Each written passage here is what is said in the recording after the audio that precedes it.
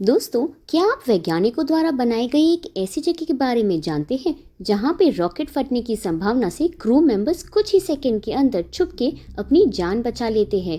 इसके अलावा क्या आपको पता है कि जब एक रॉकेट फटता है तो ये धमाका कितनी दूर तक सुनाई देता है और इस धमाके से कितनी रोशनी होती है। इतना ही नहीं, आज हम आपको नासा के वैज्ञानिकों के द्वारा बनाए गए कुछ ऐसे रहस्यमय कमरों के बारे में बताएंगे जिनके बारे में आपने आज तक कभी नहीं सुना होगा। तो चलिए ज्यादा देर न करते हुए वीडियो में आगे की तरफ बढ़ते हैं। वैसे फ्रेंड्स, वीडियो में आगे बढ़ने से पहले हमारे चैनल इथोनम को अगर आपने अब तक सब्सक्राइब नहीं किया है तो इसे सब्सक्राइब कर लें और इस वीडियो को लाइक करने के साथ साथ ही अपने व्यूज को कमेंट्स में लिखना न भूलें। वीडियो को दोस्तों के साथ जरूर शेयर करें। दोस्तों, क्या आपने कभी सोचा है कि अगर सैटर्न 5 पैड पे ही फट जाता तो करीब आधे किलोमीटर जितना बड़ा आग का गोला आसपास के माहौल में फैल जाता और ऐसे में वर्कर्स को जल्द से जल्द बंकर की तरफ दौड़ना पड़ता।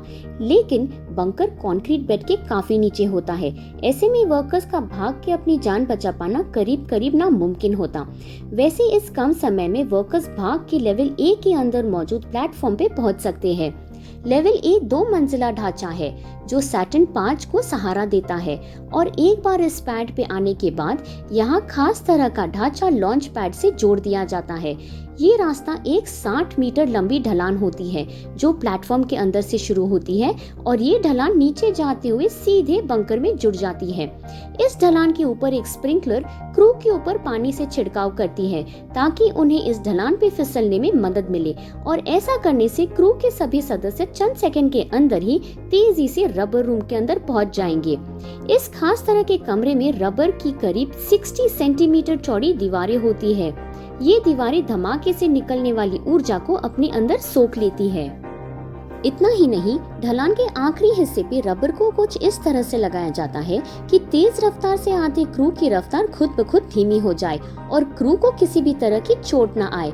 हालांकि ये तरीका हर बार काम नहीं आता क्योंकि कई बार ढलान के किनारे पे पानी भर जाता है।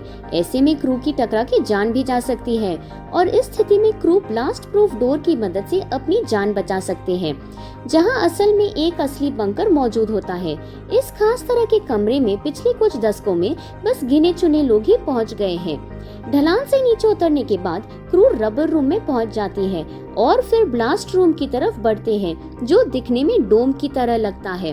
इस कमरे में करीब 20 कुर्सियां मौजूद होती हैं जहां वे खुद को स्ट्रैप कर लेते हैं।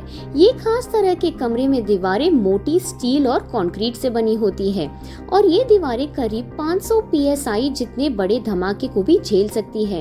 इस कमरे की सतह के नीचे कई सारी स्प्रिंग लगी होती है। ऐसे में तेज धमाके के बावजूद भी किसी भी इंसान को किसी भी तरह का नुकसान नहीं पहुंच पाता। हालांकि अगर 500 psi से ज्यादा तेज धमाका होता है तो कमरे के अंदर मौजूद भी बड़ी आसानी से लोग मारे जा सकते हैं। इस स्थिति में कमरे में मौजूद ब्लास्ट प्रूफ डोर्स काम आते हैं। ये दीवारें कई इंच मोटी स्टील की मदद से बनी होती है जिसके चलते कमरे में मौजूद किसी भी इंसान को जरा भी नुकसान नहीं पहुंच पाता। लेकिन अगर इस कमरे में काफी लोग मौजूद हैं तो यहाँ कार्बन डाइऑक्साइड की मात्रा तेजी से बढ़ने लगती है और फिर इस कमरे में लोगों का सांस लेना भी दुश्वार हो जाता है।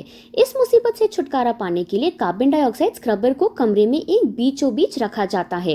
इस खास तरह की मशीन कार्बन डाइऑक्साइड मॉलिक्यूल को अपनी तरफ खींचने का काम करती है। ऐसे में तेज हवा मशीन से बाहर निकल आती है और कार्बन डाइऑक्साइड का तापमान बैलेंस रहता है। ऐसे में ऑक्सीजन बनाने के लिए ऑक्सीजन कैंडल की मदद ली जाती है। ये खास तरह की मोमबत्ती आयन से बने पाउडर के साथ साथ सोडियम क्लोराइड को भी जला के खाक कर सकती है। ये खास तरह की मोमबत्ती करीब 6 घंटे तक ऑक्सीजन निकालती है। इतना ही नहीं, नासा में जमीन के नीचे एक स्टोर एरिया भी बना रखा है। इस खास तरह के कमरे के अंदर आमतौर पे सी राशन और के राशन का इस्तेमाल किया जाता है। इस खास तरह के खाने की शुरुआत विश्व युद्ध 2 के दौरान हुई थी। इसके अलावा इस कमरे में वेस्ट बिन भी दी रखी है। दूसरे शब्दों में कहा जाए तो इमरजेंसी के दौरान क्रू इस कमरे में कम से कम 4 से 5 दिन आसानी से बिता सकते हैं और यहाँ उन्हें किसी भी तरह की परेशानी का सामना नहीं करना पड़ेगा। अब जान लेते हैं कि आखिर क्रू किस तरह से बंकर के बाहर निकलता है। ऐसे में ब्लास्ट डोर की मदद से नैरो टनल में घुसा जाता है। ये खास तरह की सुरंग करीब 360 मीटर लंबी होती है, जो एयर इनटेक बिल्डिंग यानी ये बिल्डिंग लॉन्च साइट से जुड़ी होती है।